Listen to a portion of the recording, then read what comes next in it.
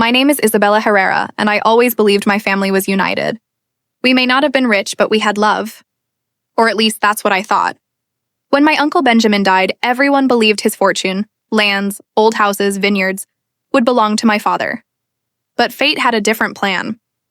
The day I walked out of the notary's office holding nothing but a sealed envelope and trembling hands, I realized the real inheritance wasn't money.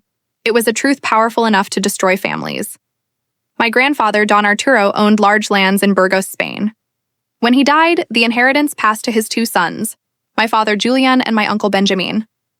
After years, Uncle Benjamin never married nor had children.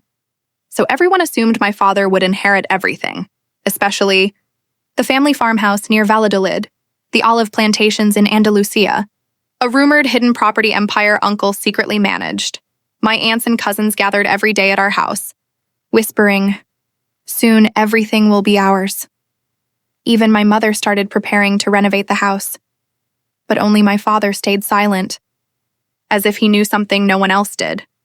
The notary, Senor Valverde, read the will slowly. Everyone waited impatiently. Then he said words that froze the room. All properties, lands, and assets are not left to any child of Arturo Herrera. Murmurs filled the room. Then he finished. Everything is legally transferred to Isabella Herrera. Me, I couldn't breathe. But then he added, under one condition, she must personally deliver a sealed letter to her father before opening any document related to the properties. No one clapped. No one smiled. They only looked at me with jealousy and fear. When I got home, all my family was waiting. My cousins demanded, "How much did you get?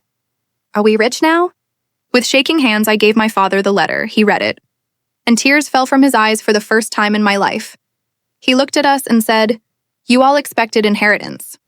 But the truth is, none of this ever belonged to us." He confessed, "My grandfather lost the lands years ago due to debts. Uncle Benjamin worked in secret to buy them back, but he never registered them under the family name. Instead, he legally registered every property under my name because I once took care of him when everyone else ignored him." Then I told them the second part of the truth. At the notary, I didn't sign the inheritance. I refused. Why? Because Uncle's letter said, if this family only wants money, give them nothing. But if they want forgiveness and unity, then give them everything. I stood up and said, I will only accept the inheritance if our family stops fighting and starts acting like a family again. My aunts looked away in shame. My cousins stayed silent. My mother cried.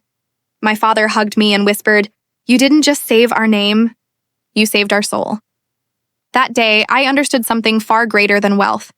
An inheritance is not land, money, or houses. It's the legacy of our actions. Some families are destroyed by greed. Others are rebuilt by a single act of courage. I didn't return from the notary with gold or documents. I returned with a truth that changed everything. When love is forgotten, no inheritance is enough. But when love returns, even empty hands are full. Now, people in our town don't talk about how much money we received. They talk about how a family on the edge of breaking chose forgiveness instead of fortune, silence, shock, rage.